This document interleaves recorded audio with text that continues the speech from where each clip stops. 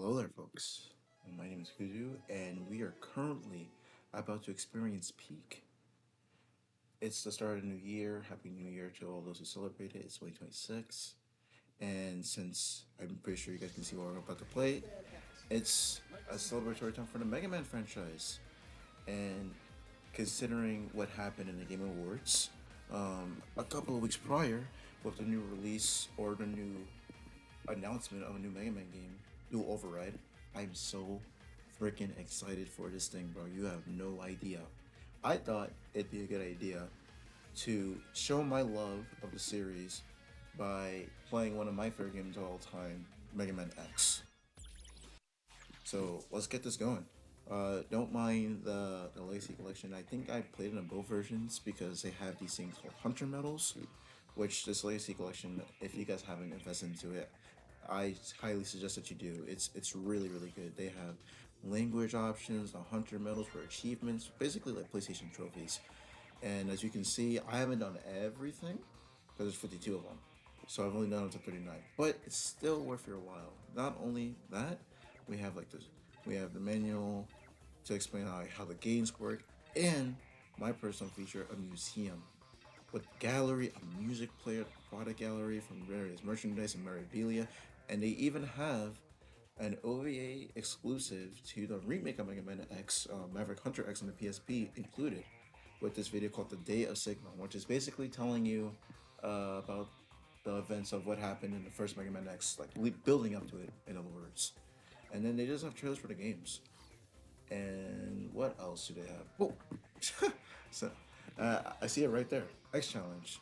So X Challenge, I'm not gonna do it in this video. It's basically a special mode where you are playing as X and X only, and you're fighting two bosses from each game at the same time. It doesn't go all the way up to Mega Man X8. It goes all the way up to Mega Man X6, I believe. And for those who played X6, we'll get to it when we get to it. But I think this mode is fun. It can be kind of messy considering the combinations, and the difficulty is pretty fair, but also very overwhelming. Capcom specifically said that this is for Mega Man veterans, and I don't blame them because you only get three weapons for every stage, and if you don't know the boss patterns, then it's gonna be a really bad time. But they do have an easy mode, which I do appreciate. So if you guys ever end up buying this game or buying this collection, excuse me, then I think you should give this a shot. In fact, but I'm not talk. I think it's about time that we got into Peak, which is the first Mega Man X game. I love this game to pieces. I will never get tired of it. So let's do this. All right, 1993, man. This is crazy. I was born in 2002. I'm not a 90s baby, and I've gotten into Mega Man since middle school, I believe. Like I was around 11 or 12. But damn, man, this game is absolutely fantastic. So, to give a small overview, we are playing as a titular Mega Man X. He is the last creation of Dr. Thomas Light, the same person who made the classic Mega Man for people who are more or less familiar with Smash Bros. That's that Mega Man. And here he is. He is 100 years older than the previous Mega Man because this is a time skip. He has all these special not fabrications, these qualifications. His buster is much stronger. He has the energy equalizer built into the systems in the classic series. You just have to buy that. And, well, I don't really have much else to say. I mean, we can see it on the screen. He's the first generation of robots, which contains an innovative new feature, the ability to think, feel, and make their own decisions. However, this reality could be very dangerous. If X were to break the first rule of robotics, a robot must never harm a human being. The results will be disastrous, and I fear no force on Earth could stop him. Approximately 30 years will be required before we can safely confirm his reliability. Unfortunately, I will not live to see that day, nor do I have anyone to carry on my work. Therefore, I have decided to seal him in this capsule, which will test his internal systems until his reliability has been confirmed. Please do not disturb the capsule until that time. And as you can see, X possesses great risks as well as great possibilities. I can only hope for the best, and as you see, the person who wrote this, September 28th, Dr. Thomas Light. So yes, The reason why he is called X is because he has limitless potential. Think of it in algebra, of course. X is an unknown variable. It can be just about anything. That is what our main protagonist effectively emulates. Because of the fact that he's based off the original Mega Man, he has a variable weapon system, meaning, you smoke bosses, you get their weapons, and yeah, that's there's a lot more to him, but I personally think he's very cool. He's personally my favorite Mega Man out of the entire franchise, and I am so happy to actually just talk about this game and actually do it. So, without further ado, let's get this going. All right. Oops, I forgot to not press the start button, but let's do this. Okay. So here we have the intro stage. It's on the Desolate Highway. For those who are unfamiliar, this is like one of the most iconic levels, I think, in most action platformers ever, if not most Capcom games.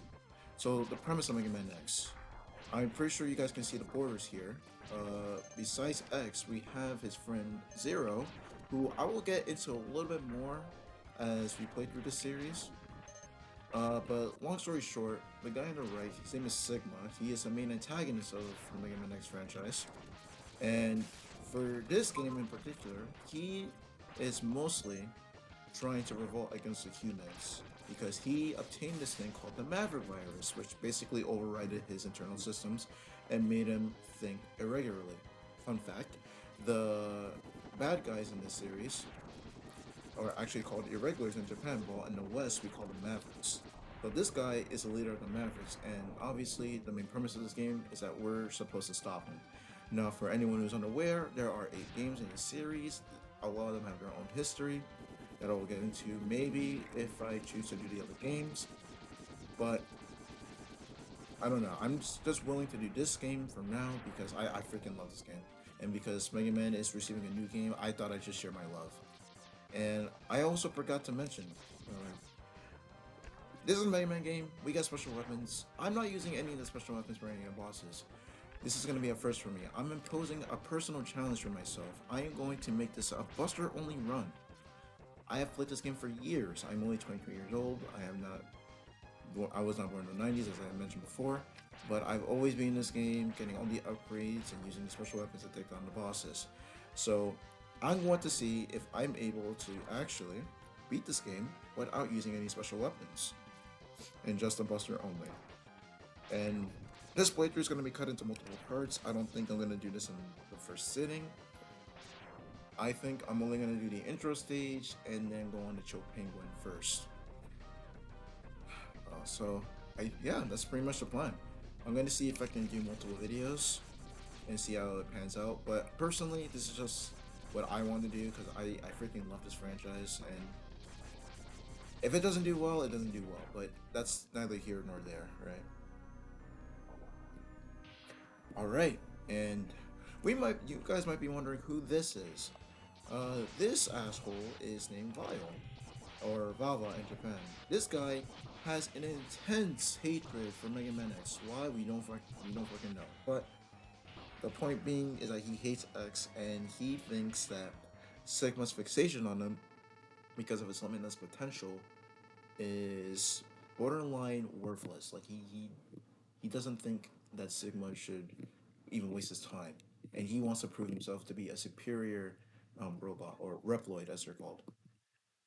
Okay, you worthless piece of scrap metal. Did you think you could defeat me? Oh, who could that be? Oh my gosh! And we got the goat himself, Zero. This introduction is so peak, bro. Like I remember when I saw that for the first time, it was just complete. I was just awestruck. I was like, damn, this is for a Super Nintendo game? Okay, but hold on. Damn, I guess I'm not powerful enough to defeat him. X, you shouldn't expect to defeat him. He's designed to be a war machine. Remember, you only have not reached full power. If you use all the abilities you were designed with, you should be able to become stronger. You may even become as powerful as I am. Yeah, actually, in this point in time, I believe Zero's stronger than he is. I'll scout ahead and collect as much information on Sigma's fortress as I can. I'll meet up with you when you get there. See you later. X, I know you can do it. Okay. So the other part of this game, while Zero is gaining information and reconnaissance on Sigma's fortress, it's up to us to take down his 8 leaders. Which of these guys are actually a part of the organization that Zero and X were? The Maverick Hunters or the irregular hunters in Japan. All of these guys were previous Maverick Hunters, and they decided to defect against the organization to join Sigma because they want to revolt against the humans too for their own personal gain. Some of these guys are very interesting. Some of these guys can be kind of boring. I don't know all their backstories. I think for the sake of this playthrough, I'm pretty sure there's a source online that talks about all their backstories. So for each boss, excluding Chopin because I know his backstory off heart or off rip, I'm going to look at the page which tells what unit that they were from, what they were doing in their respective position, and why they defected in the first place. But for this video, I'm going to explain Chopin's backstory. So let's start with him first. Obviously, this is a Mega Man game, so 8 bosses. You can choose who you want to go with first. So the first one that we're always going to start off with is Chow Penguin, and this is the most common guy that everyone starts off with first, which I think is pretty cool.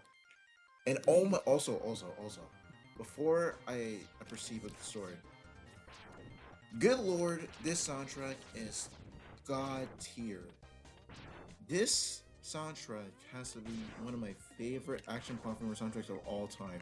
I don't think I dislike any music in this game. Almost every song in this game, in some way, shape, or form, is a fucking banger, bro. It's an absolute banger. And I recommend for anyone who's into action platformers or who wants to get into Mega Man, tries to listen to the soundtrack, because this soundtrack is fucking phenomenal, bro. There's like so much about this game that I can go on and on about, which I will in due time, but for the sake of this video, I'm gonna just stick with what I was talking about before and just only talk about Chow Penguin and whatever other interesting facts will come out. So, what can we say about the man himself, Mega Man X? Well, the main difference between the classic Mega Man and this guy is, as you clearly saw, according to Thomas Light, the guy who made him, he has free will. And because he has free will, he is able to make his own decisions, he's able to think, and because of that, he's a pacifist. He doesn't really like to fight. And speaking of the man of the hour, we have him here. So you've come. X, I gave you the ability to choose your own path in life. And I hope the world will allow you to choose a peaceful one. But now it seems that you are destined to fight. Because I thought the world might need a new champion, I have hidden capsules like this one.